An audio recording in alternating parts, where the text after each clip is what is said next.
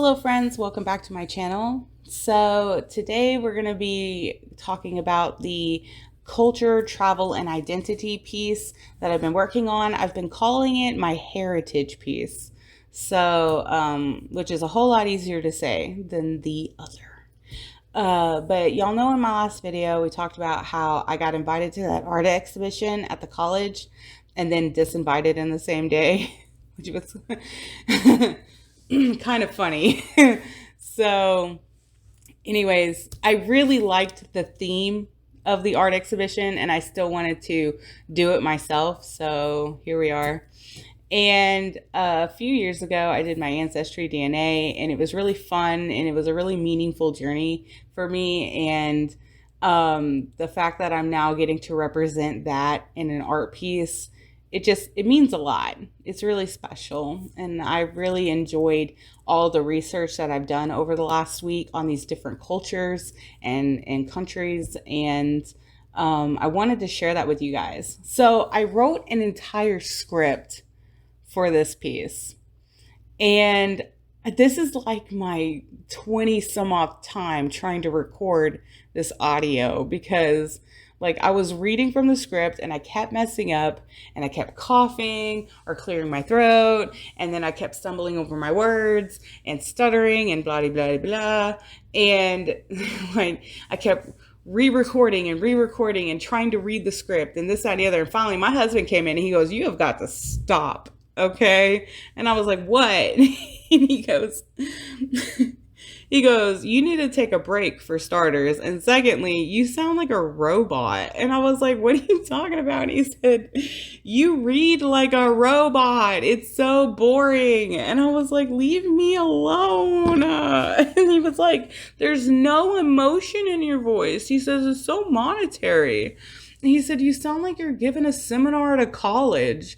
And I was like, "Okay." And I said, "Well, I did all this research and I wrote this script and I want to sound really smart and educated and, I want to share my findings with people." And he goes, "You can do that without sounding like some AI robot." And I was like, "Okay." He goes, "Just talk like you normally talk." And I said, "If I talk like I normally talk, then I'm going to sound stupid." And he was like, "You're not going to sound stupid." He said, "Just do you. He said, "People watch your videos for you. They don't watch your videos so that they can learn something." And I was like, "Okay, here we go." So I guess I'm just gonna talk it out, y'all. Like he even went as far as to say that the fact I was trying to record it all from start to finish without stopping to breathe in and of itself sounded really unnatural, He said it's just really uncomfortable to listen to. And I was like, I love you. I sure love you. So there's that. He loves me. He's just trying to be helpful. And, he's right. Like, I'm just going to speak it. And here we go. So first we're going to talk about like the art process. And I researched all these cultures and I got all these reference pictures. And I tried to piece them together to create like a cohesive composition, And I wanted every culture to be equally represented. I wanted it to feel balanced and I didn't want one part to overshadow another part. And that was a bit of a challenge, but not too much. I mean, the rough sketch, it only took like 30 minutes to draw. It was the line work that was really overwhelming. So y'all know I have like really shaky hands. My lines are so wiggly and I just felt like I kept feeling like I was messing the whole thing up, The more I drew my line art, the more I kept getting into my own head. Like, am I doing this justice? I don't want it to look messy or unrefined. And my insecurities and my own limitations just kept rearing its ugly head. And I know we're our own worst critics. And I kept getting like really down about myself. But by the time I reached the coloring stage, I finally I stopped and I was like, Megan, it's fine. Everything's fine. It's not perfect. It's okay. art is never perfect, you know? And stop trying to compare yourself to other people. Just do you, you know? You love art, you love drawing, just do what makes you happy. You know, it's about meaning, it's about expression, you know. You didn't create this piece to sell it, you created it to share it. And that's what's important, you know. So I did just want to like share that with you guys. Like, if you're struggling with those same insecurities, I want you to know like you're enough. Your art is enough, and it's beautiful because it's yours and you made it, and that's all that matters, okay? So yeah. I was trying to come up with the subject for the center of the piece. It's kind of where I started. And because this is about my ancestry DNA, I decided to draw myself kind of cartoonized, you know? And so I started with that. And then I thought, well, how am I going to represent each culture? And I decided to do it just in chunks, one step at a time. So the first one is the European culture. My ancestry results said I am 48% European, specifically English. And as I was doing my research on European culture, I found that it is really broad. It has a lot of rich history, a lot of diverse traditions. And when exploring the art, European art, there was a lot of art movements, you know, in the past, like throughout the years, everything from like medieval religious works to Renaissance works to Baroque stuff. Like there's a lot of like visual layers across history. It's really cool. And I wanted to bring something like uniquely English. So I was looking into like their folk festivals, and they have quite a few, but I really like the Morris dancing. I thought it was like really cool, and the colors are like really pretty. So Morris dancing, it's like an English folk dance that dates back to like the 15th century. And it was originally performed in court settings, and it later became like a beloved dance in the rural communities.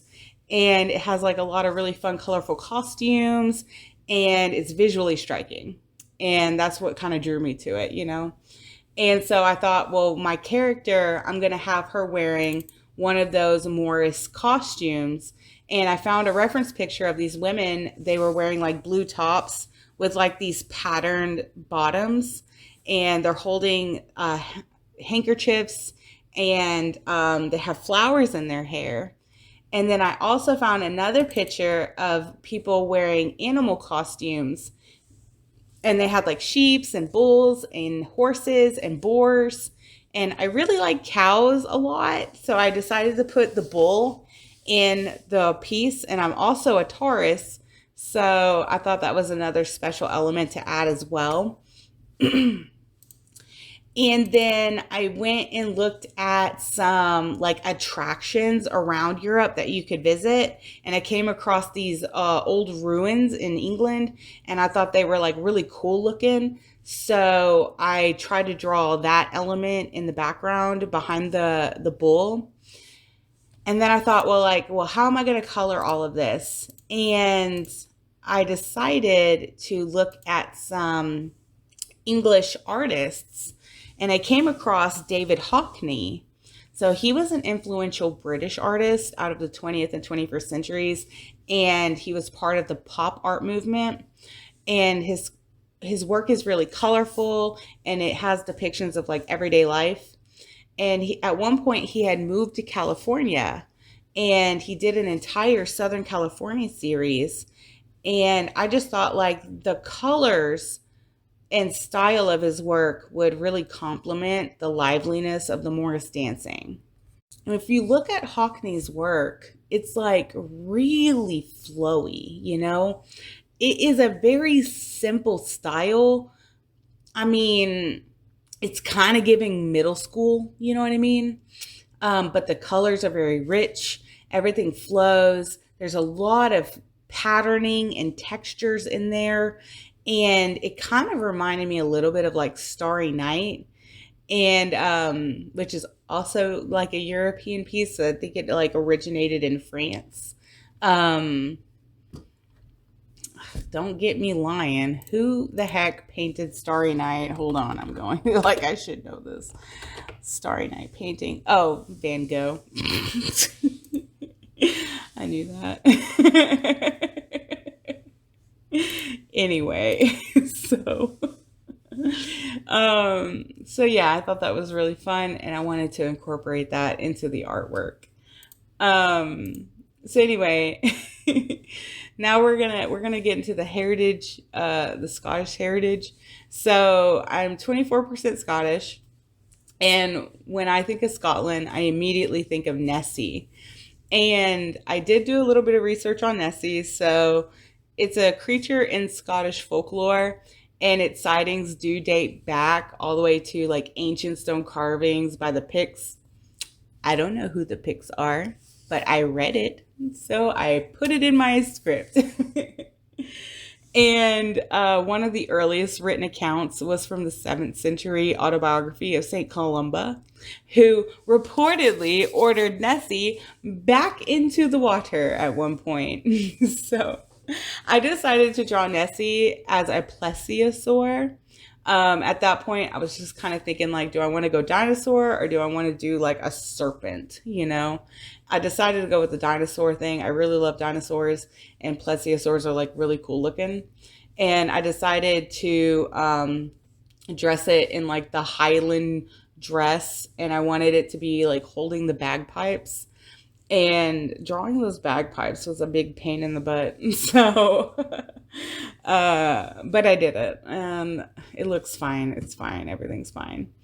And then like as far as like the Highland garb, I mean, there's like a lot of plaid going on, and I've never actually colored plaid, so that was a lot of brain work to try to figure that all out and how it was going to flow with the fabric. So it is what it is. It looks how it looks. Um,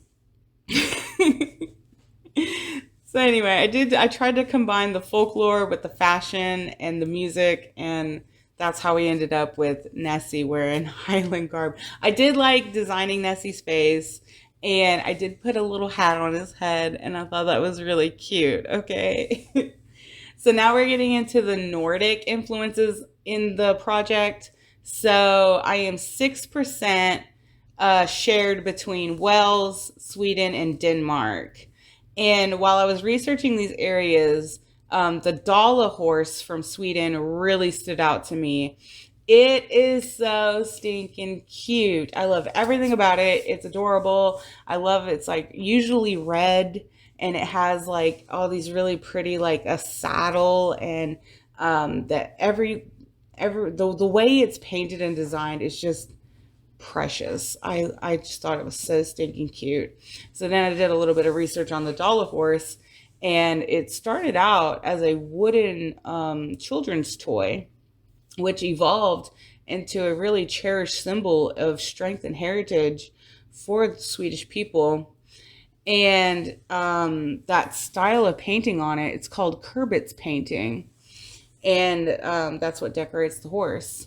So I drew the horse down at the bottom, and I wasn't sure like how I wanted to pose it, because it's just a statue. It's like a little figure, it's pretty stiff. But I decided to try to make it flow a little more, and I wasn't sure like, do I want it to look like it's jumping down or rearing back? I just kind of bent its legs a little bit and kind of put them together, and I just try to give it a bit of a flow. And then behind the horse, I added some like bold floral patterning, which is also a nod to Swedish folk art. And they use a lot of bright and expressive colors, and I just thought it paired really well with the horse. And if you look at a lot of pictures of Swedish folk art, you'll usually find the florals paired with the horse in the artwork, so I just kind of did my own take on that. And then when we get down to the West Asian roots, so I am 2% West Asian, and on the map, it highlighted modern day Turkey, all the way down to Jordan and then all the way over to Iraq. So it's a pretty broad area, but it didn't specifically say where in this area the 2% was. And so I kind of just did a bunch of research on those 3 specific areas. And each region is incredibly diverse, you know? It has a lot of rich history and art styles. But my favorite out of the 3 was Turkey. And it's absolutely stunning. You know, the culture is influenced by the ancient Anatolians and the Ottoman Empire, and there are centuries of cross-cultural exchanges happening in Turkey. And I just thought that was really interesting. They have an art form called Ebru, which is a marbling art. It has a lot of swirling, colorful patterns. And then you also have the Ottoman tile work, which has a lot of geometric designs. And it symbolizes infinity and spirituality, you know? And I got to thinking, like, what do I want the subject of Turkey to be? So I did a little more digging and I found that the gray wolf is their national animal. And it's a revered figure. And I found a couple of really cool stories about the wolf. So there was one legend about a she-wolf called Asina who saved a boy and helped give rise to the Turkish people. And then there was another story about a wolf that was guiding a trapped tribe to freedom. So I thought that was really interesting. And their national flower is a tulip. So I wanted to make sure that I had the wolf, that I had the tulips in there. And I did a Ottoman tile pattern on top of the wolf because I thought that would be visually interesting. And another fun fact about Turkey. So back in 1977, Ron Wyatt discovered Noah's Ark at the base of Mount Ararat in Turkey. And to this day, they're still researching that location. They've even dug down into the boat, gone into it, and found wooden beams that support the fact that it is in fact a boat. And they're still studying the wood and the glue holding the wood together. So I thought that was really interesting. And then in 1987, the Turkish government officially declared the site as Noah's Ark National Park. So I thought that was really cool too. So there's a little fun fact for you. Let's see here. Where are we at? Okay. So I didn't have enough room on the canvas to include everything for my Ancestry DNA. I didn't want it to look overcrowded, and I didn't want to hide the pieces by, you know, just adding everything into it. You know, I wanted it to visually be digestible. Like, oh, that's Scottish and oh, that's definitely Swedish. You know what I mean? Like, you can look and see how each piece of the painting is stands out as its own thing, even though they're all together. And so I left out Finnish, which I'm 14% of, and Irish, which I'm 7% of, but I still wanted to kind of talk about them a little bit because, you know, they're still really important to me, and I thought that they were really cool. So in the Finnish culture, they have a deep connection to nature, simplicity, and design. And the Finnish contributes to the art world through modern minimalist design, you know? And they also have a lot of like ancient poems and songs, and that has inspired countless artworks, visually, musically, and through literature as well. And there's also this beautiful, quiet strength that comes with the Finnish tradition, like the sisu, which roughly translate to perseverance and inner strength. So that was a fun fact. And then as far as like Irish culture goes, like there was a lady in our family who did a lot of research on our Irish background, And she dated us all the way back to like Ireland in like Kilkenny.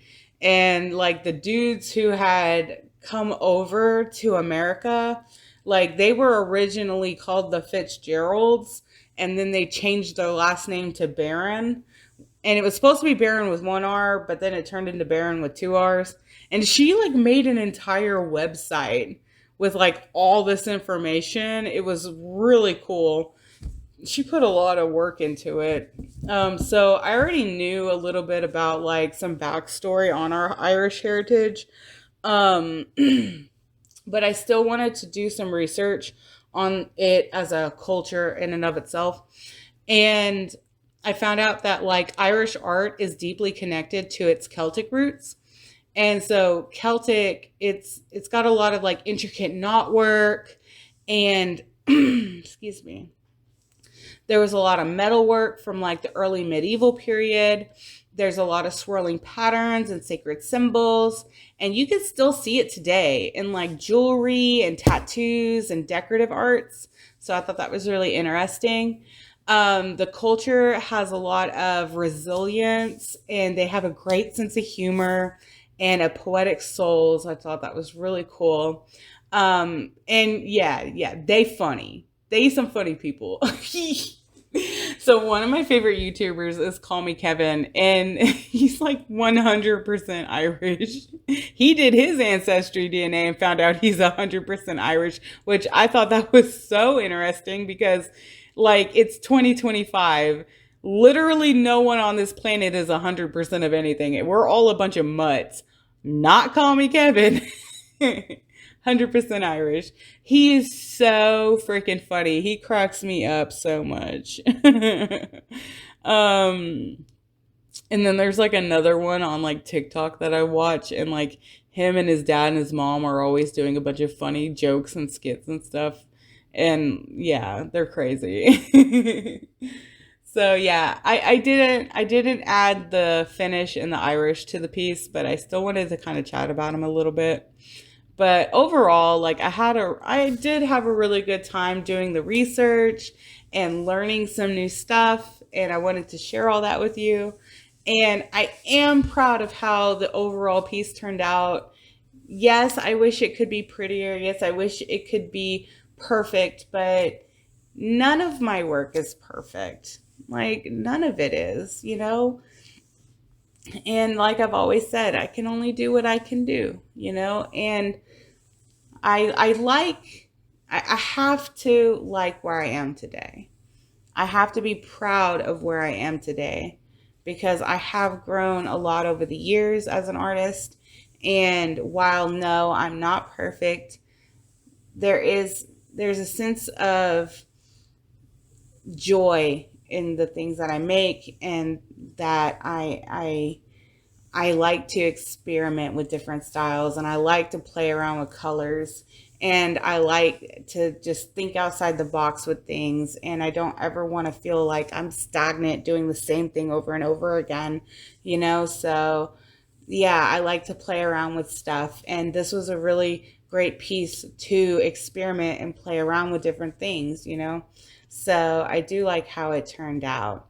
And yeah, so I'm really glad that I got to share this journey with all of you. I hope you enjoyed the video.